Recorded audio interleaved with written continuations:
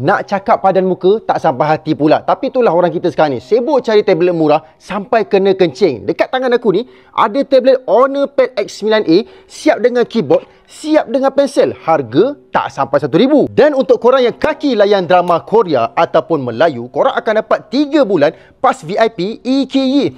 Menarik juga benda ni. Sembang saja tak guna. Jom, aku tunjuk apa yang menarik dekat tablet ni. Untuk refresh rate, tablet ni ada 60Hz dan juga yang paling tinggi 120Hz. Bila 120Hz barulah sedap nak scrolling, betul tak? Bagi yang nak buat kerja dekat tablet ni tak ada masalah. Dokumen, slide, sheet, PDF dan keyboard pun ada, semua cukup lengkap dekat sini. Chipset dia menggunakan Snapdragon 685 4G dan untuk RAM dia ada 8 tambah 8GB, total 16GB. Di bahagian bawah ada 128GB storage. So on AI tak mewah sangat, ada AI suggestion sahaja. Tapi korang jangan risau, tekan je button menu ni lama-lama, automatik akan keluar circle to search. Direct ke Google search image. Untuk kelebihan skrin besar, app extender masih disediakan. Okey, ada macam-macam apps dekat sini. Dan di bahagian bawah, force device orientation masih lagi ada disediakan. Menulis dan melukis di tablet ni bagi aku untuk harga dia dah sangat berbaloi dan selesa untuk digunakan. Palm rejection, ramai yang tanya tapi korang tahu tak apa tu palm rejection? Senang saja. Biasa kalau kita menulis tangan macam ni senang kan, betul tak? Tapi katakan letak tangan di sini nak menulis, okey, aku tulis Han, okey,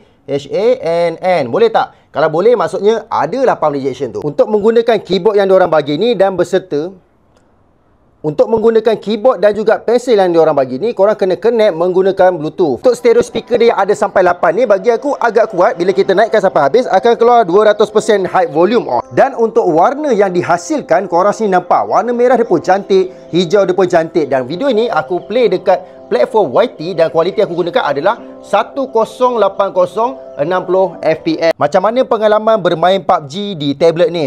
Guna keyboard lah brother. Paling tinggi aku dapat HD dan juga height sahaja. Soalan yang confirm korang akan tanya, tablet ni ada lubang SIM card tak? Okey, dia ada dua variant yang keluar. Satu Wi-Fi korang akan dapat dengan harga 999 dan juga untuk SIM card korang akan dapat dengan 1299. Tablet ni lemah sangat.